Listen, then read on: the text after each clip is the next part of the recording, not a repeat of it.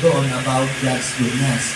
Ang kabutihan ng Diyos ang siya mumahakay sa tao upang magbalik loob. Kapag ang tao po ay nang balik loob sa Diyos, nababago po yung kanyang lifestyle. Nababago ang kanyang perspective. Ang hindi ko po kayang gawin, ang hindi kayang gawin ni naman ay kayang gawin ni Jesus. Amen. Ang nabago po ng Diyos, alam niyo po kung ano? Yung puso natin. Kaya po, kung bubuksan ninyo ang inyong mga puso sa hapon po ito, at tatanggapin si Jesus, magkakaroon ng pagbabago ang inyong mga buhay. Amen. Sige po, manalangin po tayo. No po? Alam ko na pinagpala po kayo ng Diyos sa sandaling ito.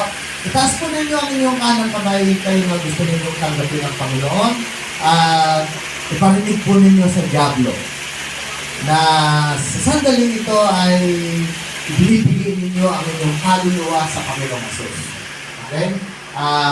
Sumunod kayo sa panalangin na ito at hindi religion ang inyong tatanggapin, kundi persona. Amen. Ang inyong tatanggapin. Yes, Lord. Kaya nga po, ang sabi po ng Bible, ang sino mang nagpakahiya sa akin, sa harapan ng mga tao, sabi ni Jesus, ikakahiya ko rin naman siya sa harapan ng aking Ama.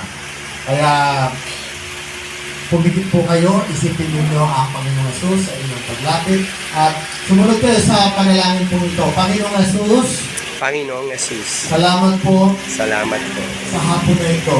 sa hapon ito. Salamat sa iyong kabutihan. Salamat sa iyong kapatid. Salamat sa iyong ginawa Salamat sa iyong ginawa. para sa akin sa krus ng Kalbaryo. Ako po'y nagpapakumbaba sa iyong harapan. Alam ko po, hindi ko may liligtas ang aking kaluluwa sa tiyak na kapahamakan. Panginoong Jesus, patawarin po ninyo ako sa lahat ng nagawa kong mga kasalanan. Ugasan mo po ako sa banal na dugo mo na siyang bumuhos sa krus ng Kalbaryo ng aking puso, katawan, at kaluluwa.